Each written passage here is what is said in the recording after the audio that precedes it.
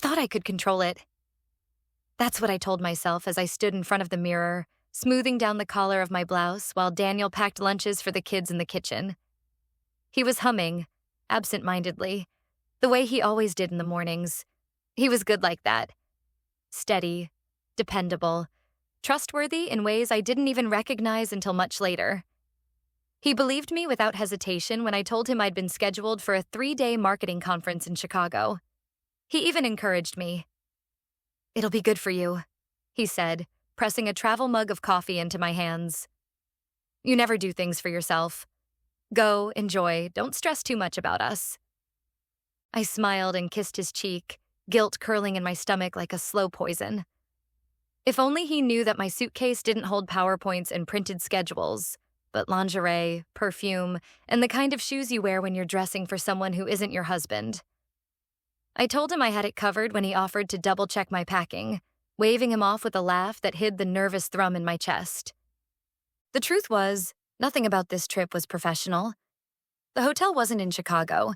It wasn't even in the same state. I had booked a room in a quiet coastal town 3 hours away. It wasn't for a conference. It was for Mark. Mark had entered my life months earlier, just another face at a networking event. Charming in that way some men carry like a second skin. He had this way of making me feel seen. He leaned in when I spoke, smiled at my jokes, texted me late at night with lines like, "You deserve more than you're getting." I should have ignored him. I should have blocked his number the first time he suggested that we deserved to explore this connection. But instead, I let his attention wrap around me like a warm blanket. I convinced myself it was harmless.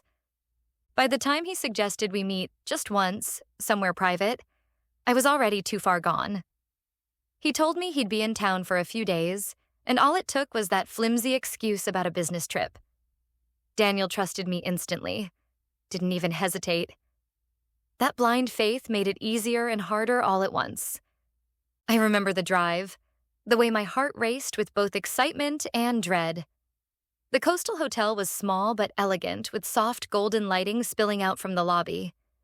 Mark was waiting there, just like he promised. His smile wide and welcoming, his arms open like I belonged there. For 2 nights, I let myself dissolve into the fantasy. We ate at candlelit restaurants, shared bottles of wine, walked barefoot on the sand as though we were teenagers. In the room, I forgot who I was, what I was risking. I told myself it was just a little escape, that I'd return home and slip back into my real life seamlessly. But reality has sharp edges, and it cut through sooner than I expected. On the 3rd morning, as I sat at breakfast with Mark, my phone buzzed. Daniel's name lit up the screen.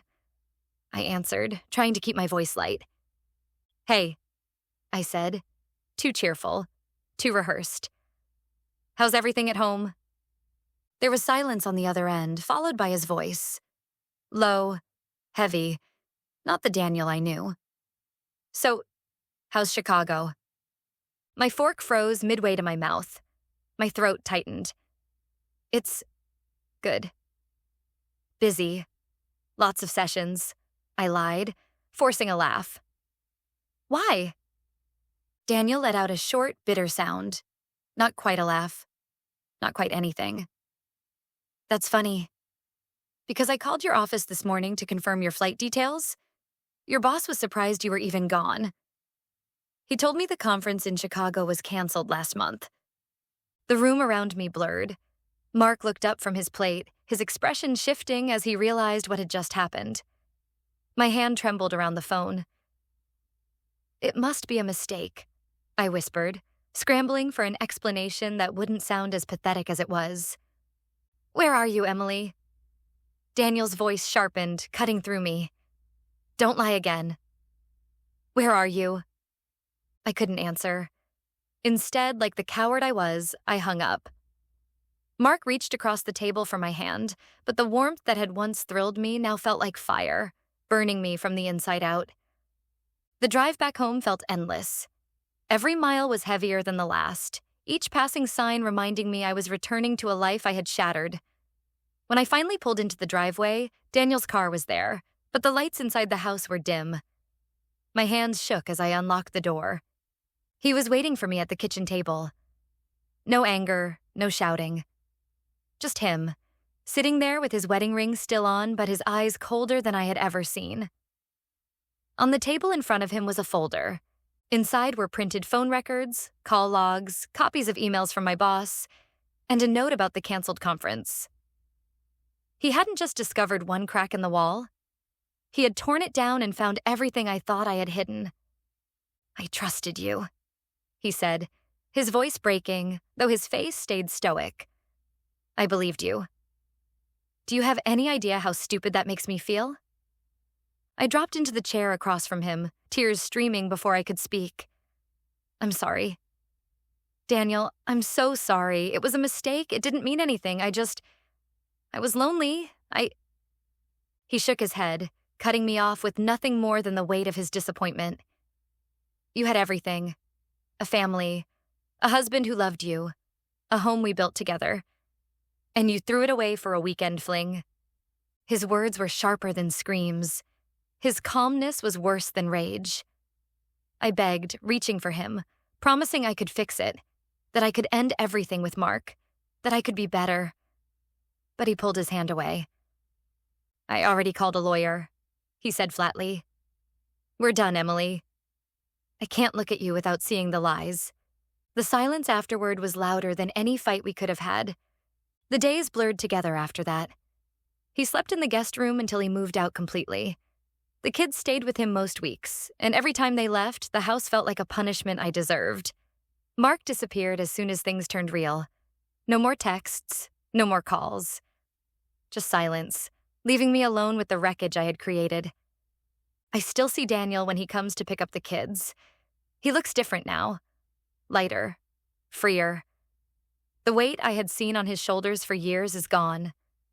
He started jogging again, then hiking. Friends tell me he's been dating someone new, someone who makes him laugh in a way I haven't seen in years. I tell myself I should be happy for him, but really, I just feel the hollow ache of absence.